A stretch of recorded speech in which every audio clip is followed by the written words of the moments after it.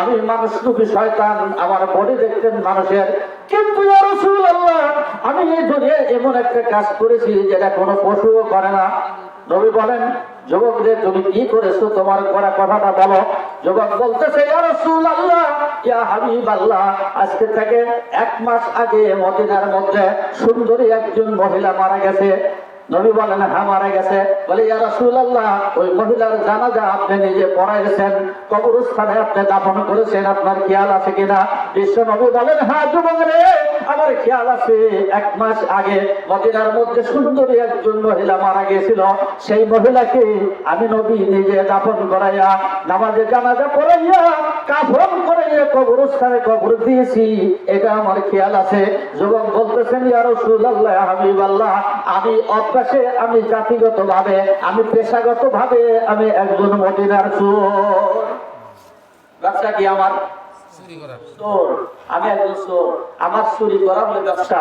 তবে কোন মানুষের ধান চাউল টাকা পয়সা আমি চুরি করি না, আমি চুরি করি মরা মানুষের কাফনের কাপড়। নবী শুনতেছেন, যুবক বলতেছেন, ইয়া রাসূলুল্লাহ, হাবিবাল্লাহ, মদিনার মধ্যে যত মানুষ মারা যায় কবরস্থ দেওয়ার পরে আমি রাত্রে বেলায় যাই, রাত্রিতে যাইয়া ওই কবর আমি খুঁজি, ওই মরা লাশকে আমি উঠাই, তার শরীর থেকে কাপড়ের কাপড় খুলে নেই, আমার বাড়িতে নিয়ে যাই, সুন্দর করে ধুই, পরে এই কাপড়টা আমি বাজারে বিক্রি করি, ওইটার থেকে যে অর্থ আসে ওই দিয়ে আমি জীবিকা নির্বাহ করি। আমি বহুদিন হলে এই পেশায় নিয়োজিত আছি। নবী বলেন, তারপরে কি হলো? এবার যুবক বলতেছেন, ইয়া রাসূলুল্লাহ, আপনি যখন ওই লাশকে কবরে দাফন করে চলে আসলেন, রাত্রি হয়ে গেল, রাত্রি বেলায় আমি কবরস্থানে গিয়া ওই সুন্দরী মহিলার কবরটা খুঁড়লাম, কবর করার পরে ওই কবরে আমি নামি, কবরে নামা ওই কবরের পাশের ওই মহিলার লাশ কাপড়ের কাপড় যখন আমি লাশের গা থেকে সরাইতেছিলাম, সেই সময় শয়তান বন্ধু আমার কানের মধ্যে ধোকা লাগাই দিল। বলল, যুবক রে, এই মদিনার মধ্যে সবচেয়ে সুন্দরী মহিলা হলো এইটা, এর চাইতে সুন্দরী কোন মহিলা আর নাই। যুবক রে, তুমি তো একা রাতের অন্ধকারে এই মহিলার কবরের মধ্যে তুমি নামাছো। ও যুবক, তোমার ভিতরে কি কোনো যৌন ক্ষুধা নাই? তোমার ভিতরে কি, তোমার মনে কি কিছু কয় না? একা একই এই কবরের মধ্যে উলঙ্গ অবস্থায় তুমি এই মহিলাকে রাখলা, এত বড় রূপসী সুন্দরী মহিলা তুমি আর কোনোদিন পাবা না। যুবক রে, এই সুন্দরী মহিলার সঙ্গে তুমি একবার যৌন ক্ষুধায় মিলিত হও। জোরে জোরে করেন নাউজুবিল্লাহ। যুবক কাঁদতেছে আর বলতেছে, বলেন তো দেখি, আছে এতে খারাপ কাজ আর কি পৃথিবী আছে? পৃথিবীটা নাই। যুবক বলতেছেন, দয়ার নবী, মায়ের নবী, বরকতের নবী, ওই মুহূর্তে আমি শয়তানের কথা আমার অন্তরে বসে গেল, আমি সেটা নিলাম মাথায়। আমি ভাবলাম, এই তো সুবর্ণ সুযোগ, এই সুযোগ হাতছাড়া করা যাবে না, এই সুযোগ আমি কাজে লাগাবো। ইয়া রাসূলুল্লাহ, ইয়া হাবিবাল্লাহ, বরকতের নবী গো, আমি আর দেরি না করে আমি এই মহিলার সঙ্গে, এই মরা লাশের সঙ্গে আমার যৌন ক্ষুধা আমি মিটায় নিলাম। আমি জেনাবে বিচারে লিপ্ত হয়ে গেলাম। আমি জেনা করার পরে কবর থেকে যখন উঠবো, কবর থেকে যখন আসবো, হঠাৎ করে ওই মৃত্যুর লাশ আমার হাত ধরে ফেললো। আমার হাত ধরে বলল, যুবক রে, তুমি রাতের অন্ধকারে অন্ধকার কবরে নামে তুমি আমার মান সম্মান নষ্ট করলা, তুমি যাবা কোথায়? তোমাকে আমি ছাড়বো না। তুমি আমার সঙ্গে কেন এই ব্যভিচার করলা, এর জবাব দিয়ে যেতে হবে। জোরে কর সুবহানাল্লাহ। তু যাও সুন্নাতে আহমদ কুজা, তু যাও সুন্নাতে আহমদ কুজা, বা মোহাম্মদ কাইবুয়াত নিসে বতরা। একটু জোরে জোরে করুন সুবহানাল্লাহ। এর গুনার কাজ কি আর আছে? নাই। আচ্ছা বলেন, রাত্রে অন্ধকারে যদি রাস্তা দিয়ে আপনি হাঁটা যাচ্ছেন, কোন মানুষ যদি আসে খপ করে আপনার হাত ধরে যদি বলে যে আমি 10 বছর আগে মারা গেছিলাম করিমের মা, তোর সাথে দেখা করে বলেছি, আপনি 5 মিনিট মরবেন, তথ্য দেখে। হ্যাঁ, যুবক বলতেছেন, ইয়া রাসূলুল্লাহ, যখন আমার হাত ধরেছে আমার কলিজা শুকায় গেছে, কলিজা শুকায় গেছে।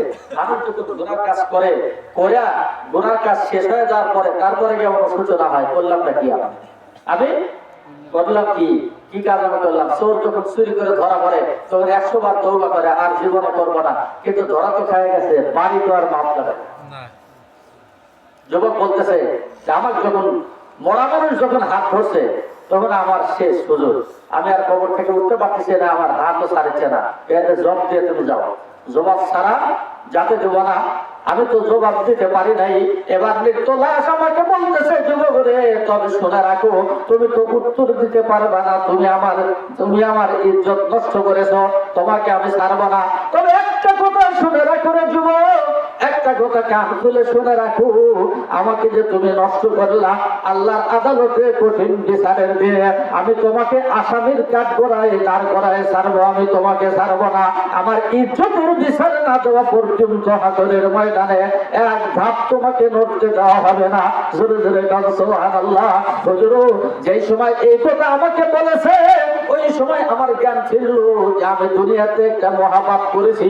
বিশ্ব নবী, আমি এত বড় পাপী, এত বড় গুনাহগার মানুষ, আল্লাহ আপনার দরবারে এসেছি নবী, আমাকে বাঁচানোর কোন পদ্ধতি আছে কিনা একটু বলেন। জোরে কান সুবহানাল্লাহ। আমি কি বাঁচবো? ওই গুনাহ থেকে আমি বাঁচতে পারবো? আমি এত বড় মহাপাপী, আমাকে বাঁচানোর একটা পথ তুলে দেন। নবীজি শুনতেছে, শোনার পরে বিশ্ব নবীর গায়ের পশু ছিঁড়ায় উঠছে। বেচারা বলে কি, এই লোকটা বলে কি, মানুষ গুনাহ করে, গুনারও একটা লিমিটেড থাকে সময়। এটা কি করছে, কি গুনাহ? এই গুনাহ সুরাহা কি? আল্লাহ নবী তো ওহী ছাড়া কোনো কথা বলে নাই, ওহী আসতেছে না, নবীজি কিছু বলতেও পারছে না। শেষ পর্যন্ত বিশ্বনবী, রহমতের নবী, দয়ার নবী, যে নবী সব জায়গায় উম্মতের জন্য কাঁদবেন, সেই নবীর ভিতরে রাগ জমে গেছে। নবী বলতেছেন, সুকান সুকান সুকান, এই যুবক, তুমি যে অপরাধ করেছো, যে গুনাহ করেছো, এই গুনার সমাধান আমি নবীর কাছে নাই। আমার নবীর দরবার থেকে তুমি বিতাড়িত হও, তুমি সরে যাও, সরে যাও। তুমি যত বড় গুনাহগার, যত বড় অপরাধ তুমি করেছো, তোমার সুরাহা আমি দিতে পারবো না, তোমার কোনো সমাধান নবীর দরবারে নাই। তাড়াতাড়ি বের হও, বের হও। তোমার মতো কুলাঙ্গার নবীর দরবারে থাকা চলবে না।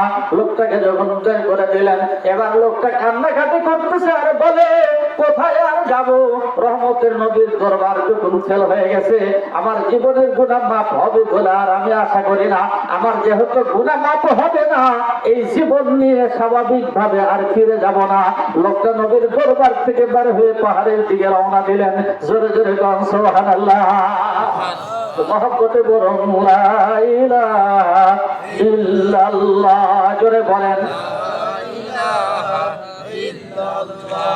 আওয়াজ দেন, লা ইলাহা ইল্লাল্লাহ, লা ইলাহা ইল্লাল্লাহ, ইল্লাল্লাহু ইল্লাল্লাহ, লা ইলাহা ইল্লাল্লাহ, জোরে আওয়াজ দেন, লা ইলাহা ইল্লাল্লাহ, লা ইলাহা ইল্লাল্লাহ, লা ইলাহা ইল্লাল্লাহ, লা ইলাহা ইল্লাল্লাহু মুহাম্মাদুর রাসূলুল্লাহ সাল্লাল্লাহু আলাইহি ওয়াসাল্লাম। কোরআনে আছে যে মানুষের কাজ যখন শেষ হয়ে যায়, মানুষ কোনো কাজের উপর যখন নৈরাশ হয়ে যায়, সেই সময় কেবল আল্লাহর রহমতে শুরু হয়।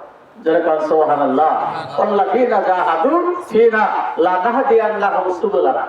মানুষ যখন কোন পথে জিহাদ মুজাহিদা করবে, কোন পথে যখন হাঁটবে, তখন আল্লাহ পাক সেখানে একটা রাস্তা খুলে দেয়, দরজা খুলে দেবে। যেরকম সুবহানাল্লাহ।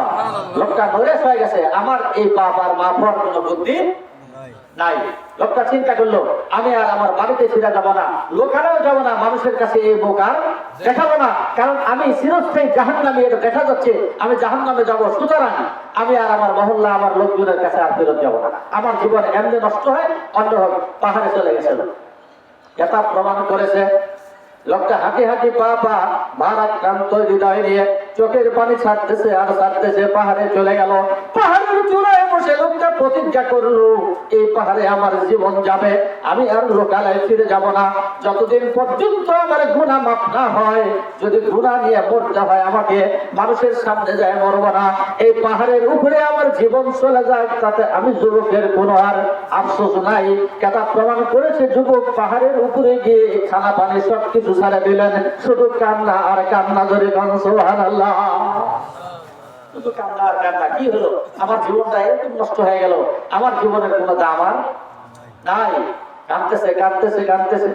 এটা প্রমাণ করেছে 40 দিন পর্যন্ত যুবক পাহাড়ে কানলেন, খানা পিনা নাই। খানা খাওয়া নাই, কিচ্ছু নাই। কিন্তু যুবক বলেছে আমি 40 দিন পর্যন্ত কান্না করতেছি, আমার কান্নাই শুধু চলতেছে, আমার পেটে কোনো ক্ষুধা নাই। পেটে কোনো কি নাই, ক্ষুধা নাই। আমার ক্ষুধা কে উঠায় দিছে? আমার ক্ষুধা, আমার তৃষ্ণা কিচ্ছু নাই, শুধু কাঁদতেছে আর কাঁদতেছে, চোখটা পানি পড়ে। আল্লাহর পয়গম্বরের হাদিস হলো আইনুন বাকাত মিন খাশিয়াতিল্লাহ, আল্লাহর ভয়ে যদি কোনো চোখ কাঁদে, কোনো চোখ দিয়ে যদি পানি পড়ে, আল্লাহর পয়গম্বর বলেছেন হারামাল্লাহু আলাইহিন নার, ওই চোখের জন্য আল্লাহ জাহান্নামের আগুন হারাম করে দেয়। যুবক ভাইয়েরা একবার কান্দা দেখেন বিপদে পড়া, একবার বিপদগ্রস্ত হয়ে গভীর রাত্রিতে চোখের পানি আপনার ঘরে আপনি বানান, আপনার মার জন্য আপনি দোয়া করেন, বাবার জন্য দোয়া করেন, আল্লাহ গুনার জন্য আপনি মাফ চান। আল্লাহর পয়গম্বর বলেন তোমার চোখের পানি জমিনে পড়ার সাথে সাথে আল্লাহ রব্বুল আলামিনের রহমতের দরিয়ায় জোশ মারা যাবে। বান্দার জিন্দেগির গুনাহ মাফ করতে আল্লাহর 1 সেকেন্ড সময় লাগে না। আপনার নালাকি আল্লাহ বনি আদমকে সৃষ্টি করেছেন মহব্বত করে, মহব্বতের মানুষকে আল্লাহ সৃষ্টি করেছেন। আল্লাহ চায় আমার বান্দা গুনাহ নিষ্পাপ হয়ে দুনিয়ার থেকে কবরে যায়, কবরে গেলে কবরের একটা দরজা আল্লাহ পাক খুলে দেন। ভাইরা আমার খেয়াল করেন, একটু খেয়াল করেন, কান্নার মধ্যে কত দাম আছে। যুবক নৈরাশ হয়ে গেছে যে আমি রহমতের নবীর দরবার থেকে ফিরে আসি, আমার এই জীবনের কোনো দাম আর নাই, এই গুনাহ আমার মাফ হবে। কিন্তু আল্লাহ ইচ্ছা করলে অসম্ভব কোন জিনিসকে আল্লাহ সম্ভব করে দিতে সময় লাগে না। যেরকম সুবহানাল্লাহ, কিতাবে আছে আল্লাহ রাসূলের একজন প্রাণপ্রিয় সাহাবী নাম হলো আসওয়াদ। যেরকম সুবহানাল্লাহ, কি নাম? আসওয়াদ। আসওয়াদ শব্দের অর্থ হচ্ছে কালো। আসওয়াদের অর্থ কি? কালো।